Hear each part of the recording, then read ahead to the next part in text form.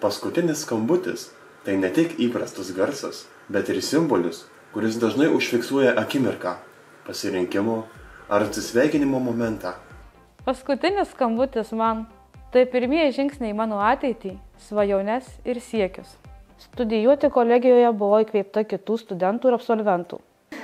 Jei dvejoju ar verta klausyti pažįstamų draugų, kur studijuoti, atsakymas vienas – verta.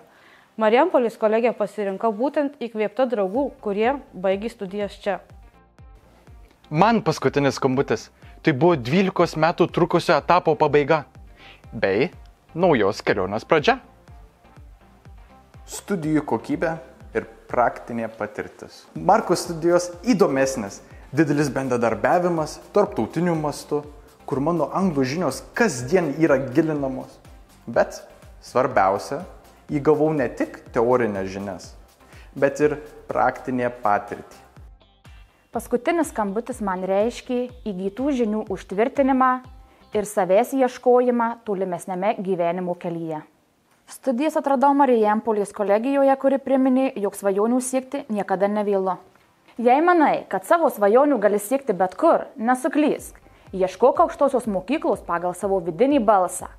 Baigusi 12 klasių žinojau, kad kažkuriame gyvenimo laikotarpyje pratęsiu savo kelią pedagogikos studijų link.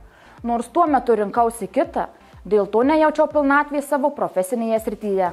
Marko moksleivių akademija – tai tavo galimybė mėginti dar kartą. Jei tau nepavyko išlaikyti egzamino ar įstoti, nenusimink ir po brandos egzaminų pasinaudok galimybę tapti Marko studentu. Viskas, ko reikia, tai pasirinkti mokytis lietuvių kalbos ir literatūros, matematikos bei istorijos modulius Marko moksleivių akademijoje, perlaikyti brandos egzaminus, stoti ir studijuoti. Svajok, siek, atrask, būk įkvėptas kitų istorijų ir kurk savąją.